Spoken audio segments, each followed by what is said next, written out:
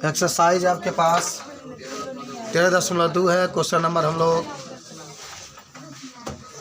5 तक हम लोग लगा चुके थे। क्वेश्चन नंबर 6 से लगाना है और आपके पास क्वेश्चन नंबर 6 में एक बार पढ़ देता हूँ।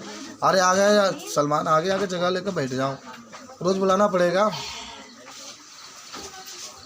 और 6 क्वेश्चन में कहता है ना, देखो ऊंचाई 220 सेंटीमीटर है और आधार का ब्यास 24 सेंटीमीटर वाला एक बेलन है जिस पर 7 सेंटीमीटर ऊंचाई वाला और 8 सेंटीमीटर त्रिज्या वाला एक अन्य बेलन आरोपित किया गया है और ये लोहा के एक स्तंभ बना है।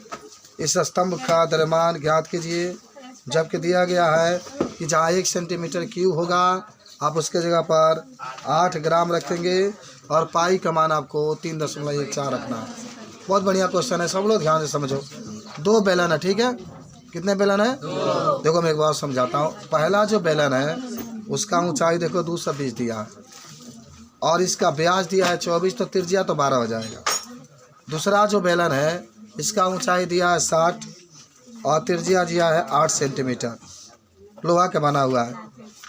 और देखो इसमें पाई का मान 3.14 दे दिया है। जब दे दिया है तो आप 22/7 नहीं रखेंगे, जब दे दिया तो यही आपको रखना है, 3.14 ही आपको रखना पड़ेगा। और 1 सेंटीमीटर क्यूब यानी जहाँ जितना आपके क्षेत्रफल आएगा, आयतन आएगा, उसमें 8 से गुणा करना पड़ेगा। सवाल में कह रहा है ना 1 सेंटीमीटर क्यूब के जगह पर आप 8 रखेंगे, जब उसके जगह पर रखेंगे गुणा करेंगे तो 8 ग्राम आपका आंसर आ जाएगा। तो कैसे हल करते हैं, आइए पहले मैं आपको चाहूँगा कि आप चित्र बना करके आपको समझाने का प्रयास किया जा रहा है। देखिए आप देख रहे हैं कि आपके पास सवाल में कहा गया है कि 2 बेलन है। चलिए एक तो ये बेलन आपको पहले बनाते हैं, एक ये बेलन है, ठीक है? और इस बेलन के ऊपर एक छोटा सा एक और बेलन रखा गया, ये वाला हिस्सा छोटा सा एक और बेलन रखा गया, ठीक है? ये पहला बेलन है और ये दूसरा बेलन है, ठीक है? ये जो पहला बेलन है उसका ऊंचाई 220 दिया है और इसका ब्यास पूरा जो दिया गया है, तो त्रिज्या तो इसका R1 मान लो, त्रिज्या तो इसका कितना हो जाएगा, 12 हो जाएगा। पूरा 24 दिया है तो ब्यास 24 है तो त्रिज्या तो 12 होगा।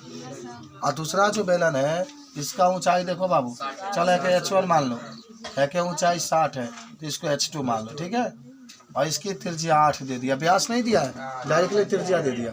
अभी नहीं कीजिएगा आप 24 को आधा किए, 24 को आधा इसलिए किए क्योंकि 24 आपका ब्यास दिया गया था और त्रिज्या कितनी हो गई, त्रिज्या इसकी 8 दिया गया है, हाँ माने इसकी 8। तो ये दूसरा बेलन है, दूसरा के लिए सब 2 मान लो, चलो यहाँ पर मान लो। तो ये बताओ क्वेश्चन में कह रहे हैं कि पूरे बेलन का आयतन आपको बताना है। उस सवाल में और दिया गया है, सुन लो। सवाल में दिया ये गया है कि जहाँ 1 सेंटीमीटर क्यूब रहेगा आप उसके जगह पर 8 ग्राम रखेंगे। पहला तो ये बात दिया गया है, समझना ध्यान से। और दूसरा ये बात कह रहा है कि जहाँ पाई होगा उसके जगह 3.14 रखना है। अच्छा इस सवाल को कितने लोग लगा सकते हैं, तनी हाथ ऊपर करो। ये सवाल को कितने लोग लगा सकते हैं, हाथ ऊपर करो। अरे लग जाएगा यार, नीचे करो। दोनों को जोड़ देना है, क्या इसमें दिक्कत है? जब एक ऊपर दूसरा रखा गया है तो पहला बेलन का आयतन अपना दूसरा बेलन का आयतन तो आ जाएगा आपका, और जितना आयतन आएगा ना उसका 8 से गुणा करेंगे तो ग्राम में आ जाएगा, बस हो गया आपका। हल करते हैं, आइए। तो आप पहले लिखेंगे पूरे ठोस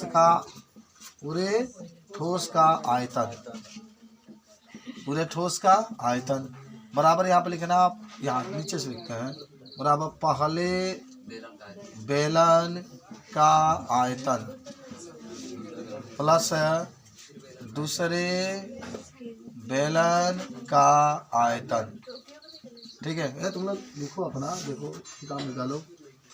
अब कब तक बात करते रहोगे? बात करने वाला टाइम अब रहा नहीं, अब टाइम अब करा पढ़ने के लिए। 3-4 महीने से बच्चा अच्छा से पढ़िए, खूब अच्छा से सवाल लगाइए। इतना सिंपल सवाल आपको दिक्कतें हो रही है, अरे जोड़ दो बस।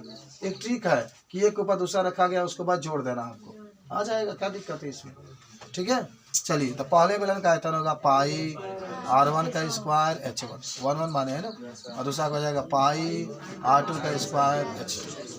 यहाँ से कुछ कॉमन ले लेते हैं ना, पाई कॉमन ले लेंगे तो पाई निकल गया, यहाँ से भी पाई निकल गया, तो R1 का स्क्वायर बचा, और R1 आपको मालूम है कि 12 दिया गया, देख रहे हैं यहाँ पर, तो 12 का स्क्वायर कर लो, गुणे करो, H1 का मान कितना दिया गया 220 प्लस पाई तो निकल गया R2 है, R2 का मान कितना दिया गया, तो 8 का वर्ग करो गुणे H2 का मान 60 है, 60 लिख दो, ये पाई वैसे ही लिखो, ये 12 का वर्ग 144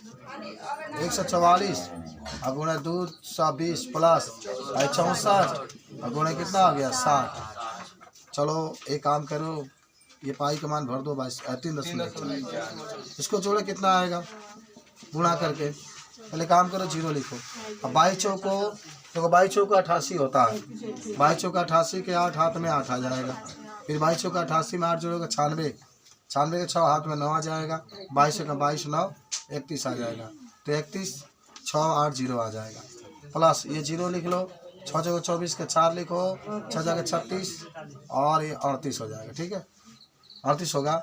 अभी काम करो 3.14 गुणे इसको जोड़ो बाबू, तो 0 और 0 जोड़ोगे तो 0, 8 और 4 जोड़ोगे तो 12 के 2 हाथ में 1, 8 और 6 14 1 15 के 5 हाथ में 1, 3 और 1 4 4 1 5 और जो 3 है वैसे ही लिख देना है। अब आपको गुणा कर देना है, ठीक है, क्या कर देना है, गुणा कर देना, कर दो गुणा, इधर सब लोग देख रहे हैं ना, सही है, गुणा कर देना है आपको बस, तो आएगा जानते हो कितना आएगा, 1,11,532, 1,11,532.8 सेंटीमीटर क्यूब, इतना आएगा लगभग गुणा करेंगे तो। लेकिन आपके सवाल में एक चीज़ दिया गया है कि इसके जगह पर 8 ग्राम दे दिया है, कितना ग्राम दे दिया है 8 ग्राम, तो यहाँ पर लिखेंगे कुल माने अब इसमें जब दिया गया है तो कुल दरमाने कर लो यहाँ पर, जब ग्राम में आएगा तो क्या होगा 11,153.2.8 गुणे 8 से गुणा कर दो, तो आप जब 8 से गुणा करेंगे तो आपके पास निकल कर क्या आ जाएगा कितना 8 9 2 2 6 2.4 ग्राम, कहा गया है इतना ग्राम। किलोग्राम में बदलना है तो 1000 से भाग दे देंगे, अगर आपको किलोग्राम में बदलना है तो किससे भाग देंगे 8 9 2 2 6 2.4 1000 से भाग दे देंगे तो किलोग्राम में हो जाएगा। तो सुनिए 0.3 अंक इधर आ जाएगा, 3 को 0 है तो इधर 3 को भागेगा तो आ जाएगा कितना, आपके यहाँ नीचे लिख देते हैं 8 9 2 दशमलव, देखो 1 2 3 अंक इधर आ रहा है 2 6 2 4 किलोग्राम हमारा क्या आ जाएगा भाई। बाकी तो कुछ है नहीं इसमें, आप पढ़े भी होंगे, इस तरीके से आप गुणा करके सिंपल से एक सवाल को आप लगा सकते हैं। क्या क्या कहा गया कि जो पहला बेलन है उसका आयतन और प्लस दूसरा बेलन का आयतन, पहला बेलन की जगह पर पाई, क्योंकि बेलन का आयतन यही होता है, पाई R1 के स्क्वायर H1 पाई R2 का स्क्वायर H2, पाई दोनों में सेम है कॉमन, और कुछ कॉमन नहीं ले सकते हैं, सब अलग अलग है। यहाँ पर R1 अलग है, R2 अलग है, H1 अलग है, H2 अलग है, मान रखकर हल करेंगे तो आपका आंसर, इसको नोट कर लो तब आगे बढ़ो।